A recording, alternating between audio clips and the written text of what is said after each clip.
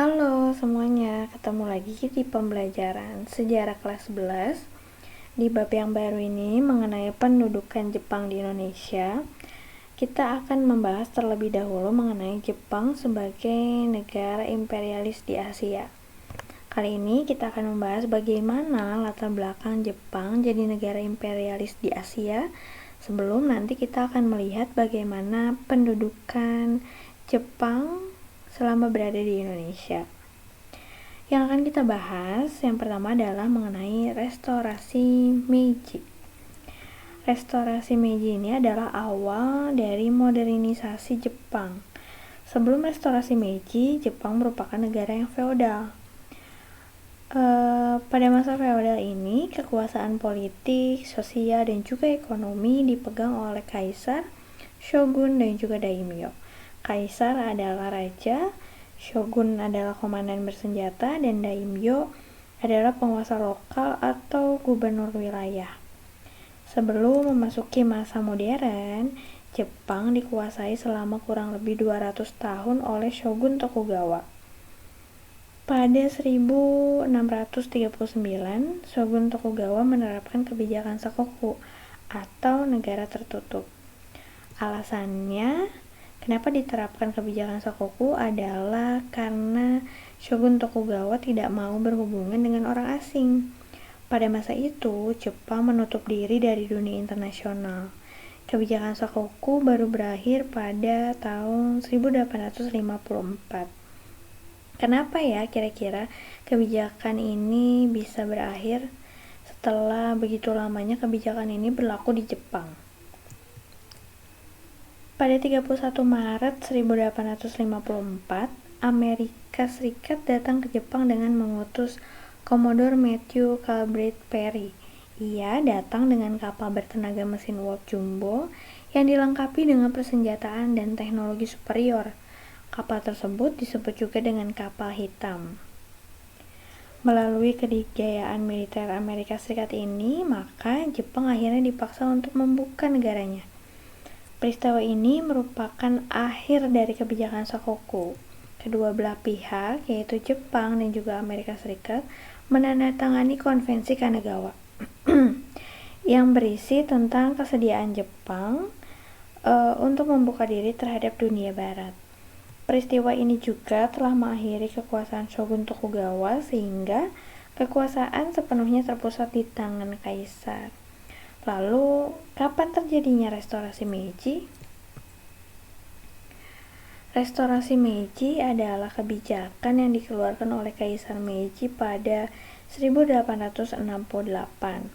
Sejak Jepang melihat perkembangan teknologi dunia barat yang sangat pesat, akhirnya Jepang tersadar bahwa mereka telah tertinggal. Maka dari itu, Jepang termotivasi untuk mengejar ketertinggalan teknologi tersebut dengan melakukan restorasi Meiji. Perubahan-perubahan besar kemudian terjadi di Jepang. Hal ini menandakan bahwa Jepang sudah mulai memasuki era modernisasinya sejak masa restorasi Meiji. Pada tahun 1871, Jepang melakukan misi Iwakura dengan memberangkatkan misi Iwakura ini ke Amerika Serikat dan juga Eropa. Tugasnya adalah mempelajari seluk-beluk kemajuan Barat, termasuk sistem pendidikan, teknologi, serta ideologi yang mendasari kemajuan itu. Nah, hasil dari misi tersebut, Jepang akhirnya mengadopsi banyak hal dari dunia barat. Seperti ini perubahan-perubahannya. Di bidang politik, kabinet Jepang mengatur Dewan Penasehat, kemudian menyusun konstitusi Meiji dan membentuk parlemen kekaisaran. Di bidang perindustrian, Jepang membangun pabrik senjata, galangan kapal, industri logam, dan industri tekstil. Selain itu, Jepang juga mengembangkan teknologi kereta api dan komunikasi modern. Di bidang perdagangan, Jepang mengembangkan pelabuhan-pelabuhan menjadi modern, serta mendirikan lembaga-lembaga bank dan juga keuangan. Di bidang militer, Jepang menerapkan wajib militer, membeli persenjataan dan peralatan militer, serta memesan sebuah kapal perang modern yang diberi nama Kaiyo Maru. Di bidang pendidikan, Jepang menerapkan wajib belajar bagi seluruh generasi muda Jepang. Di bidang sosial, Jepang menghapuskan sistem kasta, lalu menghapus sistem feodalisme tradisional di seluruh wilayah-wilayah Jepang, dan menggantinya dengan kekuasaan terpusat. Di bidang hukum, Jepang mengikuti model sistem hukum dan konstitusi dari Jerman. Itulah perubahan-perubahan besar yang terjadi di Jepang setelah restorasi Meiji. Sekarang kita bahas proses Jepang menjadi negara imperialis. Latar belakang Jepang melakukan imperialisme adalah pertumbuhan ekonomi yang pesat berkat industrinya. Untuk menjaga agar ekonominya tetap stabil, Jepang harus menjadi negara imperialis saat itu. Karena untuk menjamin pertumbuhan ekonomi yang berkelanjutan dibutuhkan 3 hal penting, yaitu pasokan bahan mentah yang stabil, jalur pelayaran yang aman, dan pasar bagi hasil industrinya. Karena 3 hal tersebut, maka Jepang memutuskan untuk menjadi negara imperialis dan mulai melakukan penguasaan terhadap negara-negara di kawasan Asia Pasifik melalui kekuatan militernya. Sejak tahun 1894, Jepang sudah berhasil membangun imperium yang luas, meliputi Taiwan, Korea, Manchuria, dan juga Tiongkok bagian utara. Dalam perjalanannya menjadi negara imperialis, Jepang akhirnya terseret dalam peperangan besar melawan bangsa barat. Contohnya, pada 1904 sampai 1905, Jepang berhasil memenangkan perang melawan Rusia dalam perebutan wilayah Manchuria. Pada 1914 sampai 1918, Jepang juga terlibat dalam Perang Dunia Pertama. Di 1941, Jepang merebut wilayah Kamboja, Laos, dan juga Vietnam, di mana ketiga wilayah ini merupakan wilayah jajahan Prancis. Hal ini secara tidak langsung menyeret Jepang dalam Perang Dunia Kedua yang pada saat itu sedang terjadi. Nah, pada Perang Dunia Kedua, Amerika Serikat melakukan embargo minyak ke Jepang dengan memblokade Laut Pasifik.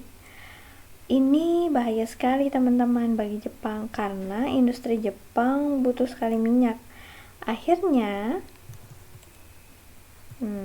Jepang berencana untuk menguasai sumber minyak baru di Asia Tenggara, salah satunya di Indonesia. Nah, kalau menyimak pembahasan dari awal sampai sekarang, harusnya teman-teman sudah mulai mengetahui nih apa yang jadi alasan Jepang datang ke Indonesia. Jadi alasannya adalah untuk menguasai sumber minyak dan sumber daya lainnya yang ada di Indonesia. Yang ketiga adalah asal mula Jepang menduduki Indonesia. Banyak banget usaha-usaha yang dilakukan Jepang untuk menjadi negara imperialis, membuat negara tersebut akhirnya terlibat dalam Perang Dunia Kedua melawan Amerika Serikat di Pasifik, atau dikenal dengan Perang Asia Timur Raya. Untuk mengurangi dominasi Amerika Serikat di kawasan Asia Tenggara dan juga Pasifik, Jepang membombardir Pearl Harbor, yaitu pangkalan laut Amerika Serikat yang berada di Pasifik.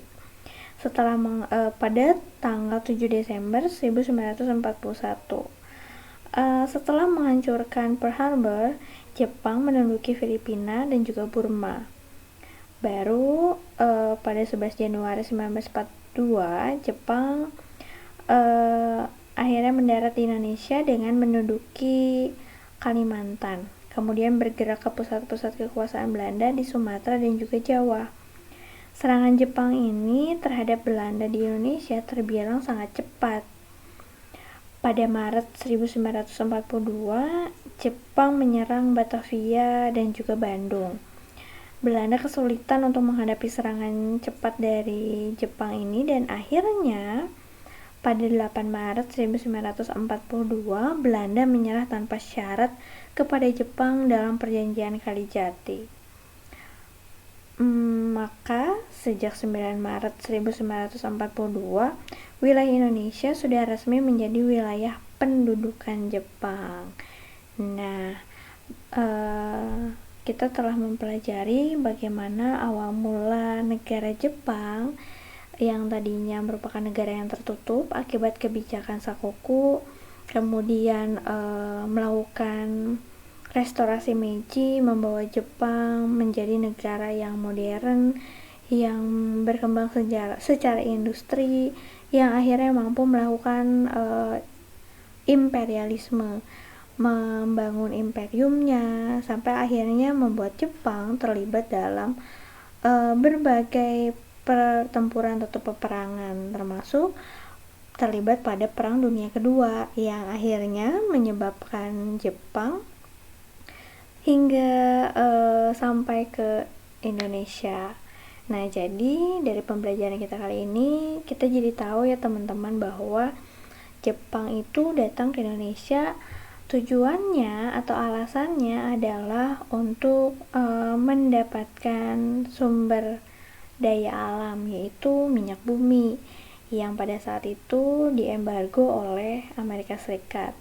Selain untuk mendapatkan sumber daya alam berupa minyak, Jepang juga mengambil sumber daya yang lainnya yang dimiliki oleh Indonesia demi kepentingan perang Jepang. Oke, mungkin cukup sekian pembelajaran kita kali ini. Sampai ketemu lagi di pembelajaran selanjutnya. Jangan lupa tetap semangat,